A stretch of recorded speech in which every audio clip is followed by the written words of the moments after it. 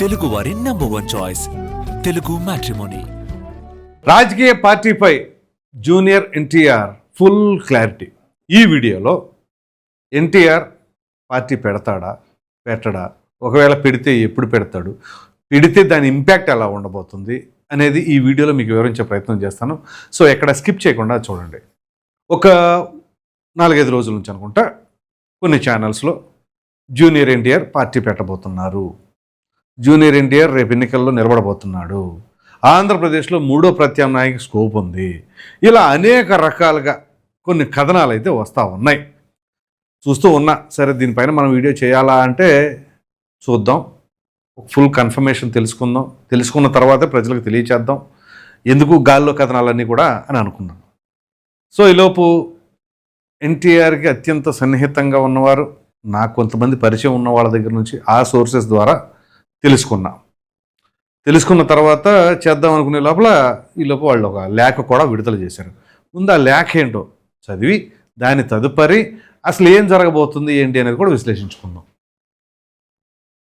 So ఇక్కడ చూస్తే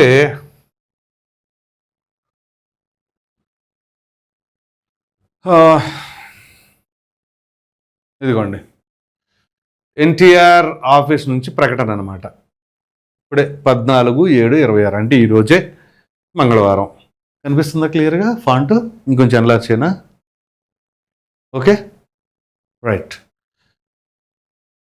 రా ఎన్టీఆర్ పేరుతో కార్యకలాపాలు నిర్వహిస్తున్న ఒక సంస్థ శ్రీ ఎన్టీఆర్ గారితో సంబంధం ఉన్నట్టుగా ప్రజల్లో భావన కలిగించే విధంగా వ్యవహరిస్తున్న విషయం మా దృష్టికి వచ్చింది. ఈ సందర్భంగా స్పష్టంగా తెలియదలుచుకున్నది ఏమనగా, శ్రీ ఎన్టీఆర్ గారికి కానీ ఆయన కార్యాలయానికి కానీ రా ఎన్టీఆర్ అనే సంస్థతో లేదా దాని కార్యకలాపాలతో ఎలాంటి సంబంధం, అనుబంధం, అనుమతి లేదా ప్రమేయం లేదు. ఆ సంస్థకు ఎన్టీఆర్ గారి తరపున ప్రాతినిధ్యం వహించే హక్కు లేదు. అలాగే ఆయన పేరుతో ఎలాంటి ప్రకటనలు చేయడానికి లేదా కార్యక్రమాలు నిర్వహించడానికి ఎలాంటి అధికారము లేదు. సో ఇప్పుడు ఈ 2 పారాగ్రాఫ్లను బట్టి ఏమర్థం అవుతుంది అంటే, ఆ రా ఎన్టీఆర్ వాళ్ళు చేసిన దానికి మాకు సంబంధం లేదు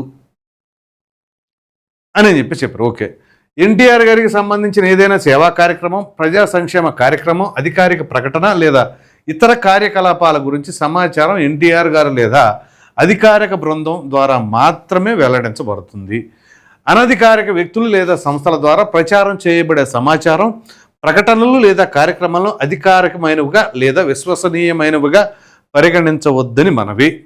సో వీళ్ళు చేస్తున్న దానికి మాకు సంబంధం లేదు, ఇట్లాంటివి ఏది కూడా మా దగ్గర నుంచి రాలేదు, అది అధికారికంగా మీరు భావించకండి అన్నది. బాగుంది.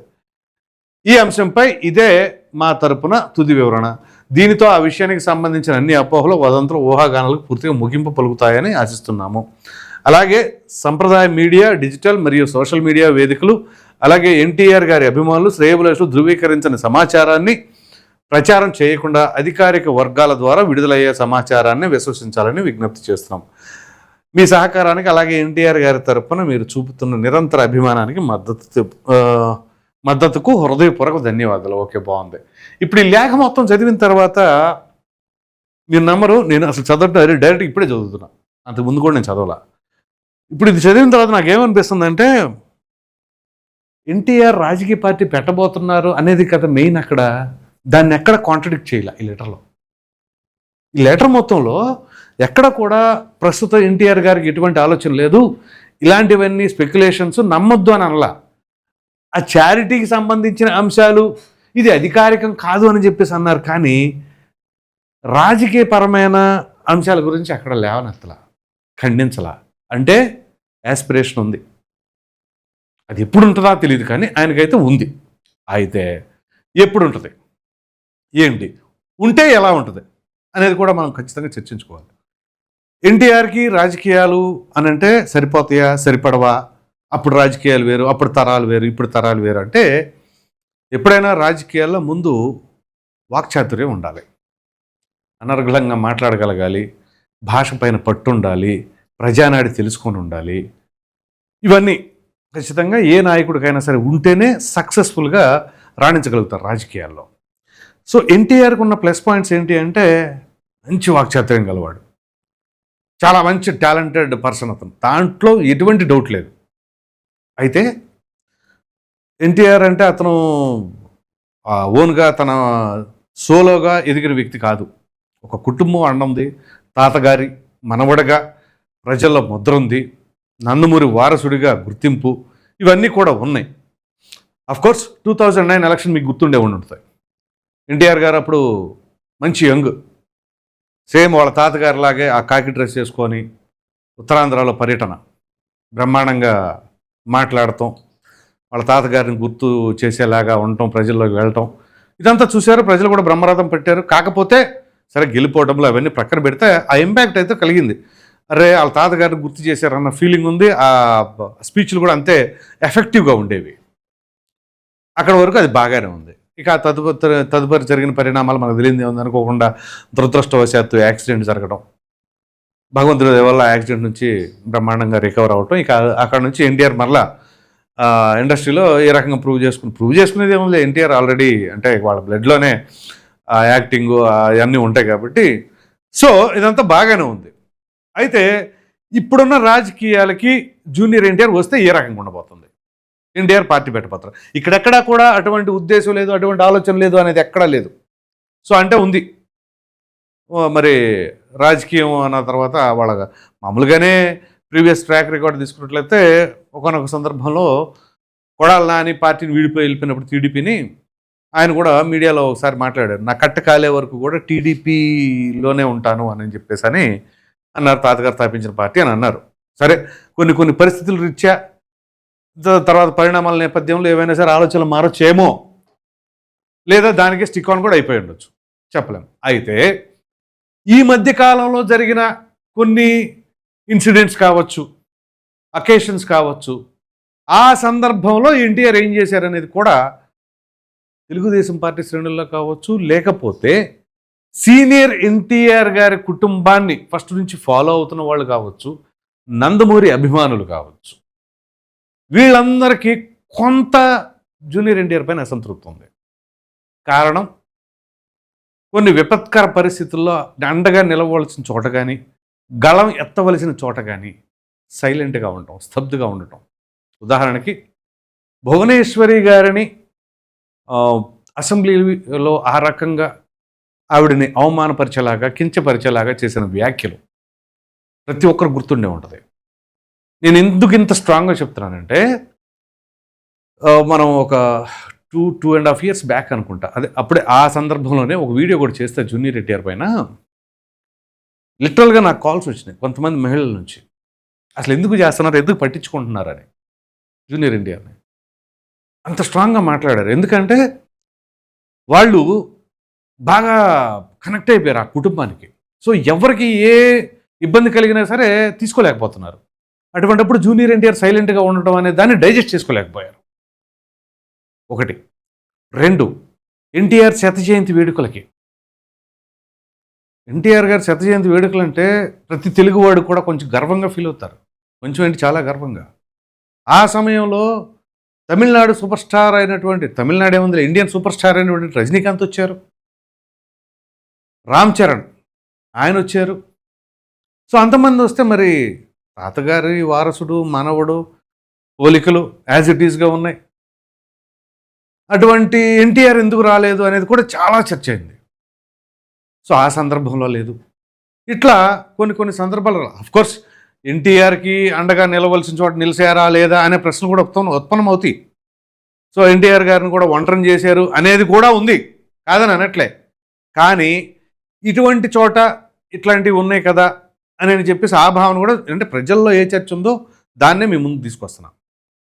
అది సరే ఎటువైపు ఏంటి అనేది మీ నిర్ణయాన్ని కామెంట్స్లో తెలియచేయండి. అయితే ఇక్కడ అటువంటి అసంతృప్తులు కొంతవరకు ఉన్నాయి.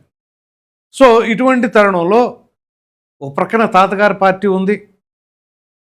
మరి ఇటువంటి సిచ్యువేషన్లో ఒకవేళ ఆయన కొత్తగా రాజకీయ పార్టీ పెట్టగలరా? అది కాదని, అంటే తాతగారిని విభేదించి పార్టీ పెట్టాడు అనే భావన వెళ్తుంది. 1. 2, ఈయన ఒకవేళ టీడీపీ కాకుండా వేరే పార్టీ పెడితే ఎవరు ఓట్లు చీలుస్తారు? ఇప్పుడు టీడీపీ అనగానే ఎవరు ఉంటారు? ఎన్టీఆర్ అభిమానులు ఖచ్చితంగా ఉంటారు. ఇది సీనియర్ ఎన్టీఆర్ అభిమానులు. అలాగే బాలయ్య అభిమానులు అంటే మరి అదే, నందమూరి అభిమానులన్నా అదే. ఇప్పుడు జూనియర్ ఎన్టీఆర్ అభిమానులు అంటే ఇందులోనే ఉంటారు. జూనియర్ ఎన్టీఆర్కి తెలుగుదేశం పార్టీ కాకుండా వేరే అభిమానులు అంటే రాజకీయ పరంగా తీసుకుంటే వేరే పార్టీల్లో ఏమైనా ఉంటారా అంటే సినిమాల పరంగా ఉంటారు, రాజకీయాల పరంగా ఉంటారా? ఉంటే వస్తారా? ఇప్పుడు కొన్ని దశాబ్దాలుగా ఎవరికాళ్ళకి నరనరాల్లో వాళ్ళ యొక్క అభిమాన రాజకీయ నాయకులు ఇంజెక్ట్ అయి ఉంటారు, కానీ సినిమాల పరంగా రారు. అది మనకి ప్రూఫెన్ కూడా. సో అంటే పవన్ కళ్యాణ్కి ఎలా వచ్చారు అని చెప్పేసి మళ్ళీ అడగవచ్చు. That is different. ఎందుకంటే పవన్ కళ్యాణ్ ఇప్పుడు ప్రజారాజ్యం పార్టీ ఉండగా జనసేన పార్టీ పెట్టాడు అనుకోండి, అప్పుడు ఈ క్వశ్చన్ ఉత్పన్నమవుతుంది. ఎందుకంటే అన్న పార్టీ ఉండగా తమ్ముడు పార్టీ పెడితే ఎటు వెళ్తారు అని. సో ఆ పరిస్థితి లేదు. కానీ తెలుగుదేశం పార్టీకి ఏంటి, ఇప్పుడు ఆల్రెడీ తాతగారు పెట్టిన పార్టీ, బాలకృష్ణ గారు అక్కడే ఉన్నారు దాంట్లోనే. సో మరి అటువంటి తరుణంలో ఇప్పుడు ఈయన వచ్చేసి కొత్త పార్టీ పెడితే ఏమైనా ఇబ్బంది కలుగుతుందా అని అంటే కష్టమే. ఇప్పుడు తెలుగుదేశం పార్టీ అనగానే అది ఒక ఎమోషనల్ అటాచ్మెంట్ టీడీపీ కార్యకర్తలకి. సో నెక్స్ట్ లీడర్ ఎవరు ఎమర్జ్ అవుతారు చంద్రబాబు నాయుడు గారి తర్వాత అనుకున్న తరుణంలో ఊహించని విధంగా నారా లోకేష్ గారు ఈ రకంగా ట్రాన్స్ఫార్మేషన్ అవుతారు అని ఏ ఒక్కరూ కూడా దాదాపుగా ఊహించుండరు. అంటే ఒకవేళ ఊహించినా కొంత స్థాయి ఊహించుంటారు, ఈ స్థాయికి అయితే ఊహించరు ఆయన్ని. ఇంత వాక్చాతుర్యం, ఇంత నేర్పరితనం ఈ షార్ట్ స్పాన్ ఆఫ్ టైంలో, ఐ మీన్ 2019లో ఆయన ఓటమి చెందిన తర్వాత ఆ 2024 ఈ మధ్యలో ట్రాన్స్ఫర్మేషన్ చూసారా, అది ఫిజికల్గా కానీ మాటల పరంగా కానీ నాలెడ్జ్ పరంగా కానీ ప్రతి దానిపైన అవగాహన పెంచుకున్న విధానం. సో టీడీపీ శ్రేణులు ఏంటి అంటే ఓకే చంద్రబాబు నాయుడు గారి తర్వాత నారా లోకేష్ అని రిలాక్స్ అయిపోయే మోడ్లోకి తీసుకురాగలిగారు, ఆ భరోసా కల్పించగలిగారు లోకేష్. సో ఇంకా అప్పటి వరకు మీరు గమనించినట్లయితే చంద్రబాబు నాయుడు గారు ప్రతిపక్షంలో ఉండగా ఒకసారి చిత్తూరులో అనుకుంటా ఎన్టీఆర్ గురించి స్లోగన్స్ వచ్చినాయి.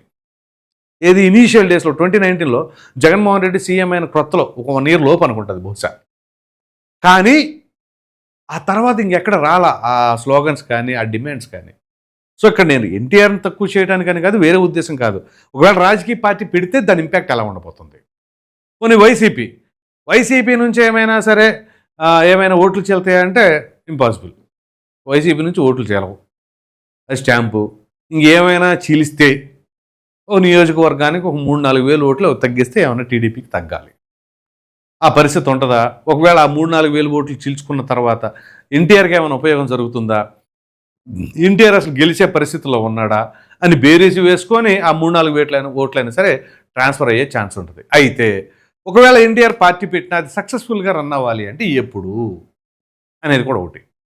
సో పొలిటికల్ వ్యాక్యూమ్ ఎప్పుడు ఇక తమిళనాడు లాగా విజయ్కి లాగా 3వ పార్టీ వచ్చేసి బ్రహ్మాండంగా కొట్టుకెళ్ళిపోయేంత పరిస్థితి ఆంధ్రప్రదేశ్లో ఉందంటే ఇంపాసిబుల్. సో ఈ 2029 ఎలక్షన్ చాలా క్రూషియల్.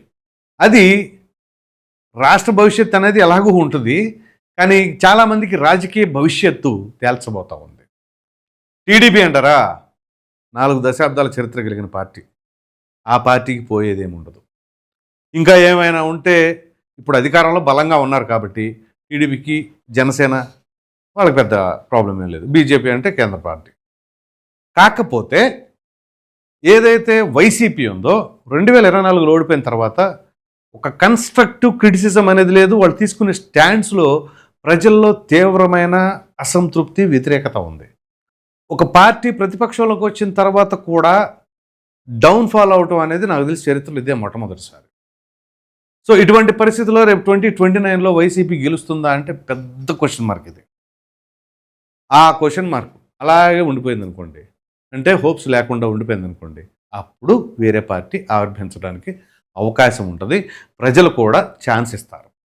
సో అప్పుడు ప్రతిపక్ష హోదా ఇస్తారా, ఏమిస్తారా, కొత్త పార్టీ పెడితే అనేది 2029 ఎన్నికల మీద డిపెండ్ అయి ఉంటుంది. సో ఈ నేపథ్యంలోనే ఎన్టీఆర్కి పొలిటికల్ యాస్పిరేషన్ ఉందనే మాట దీన్ని బట్టి అర్థమవుతుంది. సో ఫైనల్గా ఆయన రేపు 29 ఎలక్షన్ జాగ్రత్తగా చూసి దానిని బట్టి 34లో ఏమైనా ప్లాన్ చేసుకుంటారేమో. అది కంప్లీట్గా అంటే అంత తేలికేం కాదు కదా రాజకీయ పార్టీలు అంటే. వాళ్ళ జనాలు బాగా తెలివిమీరారు, అంత తేలిగ్గా కన్విన్స్ అవ్వరు ఎవరికి కూడా.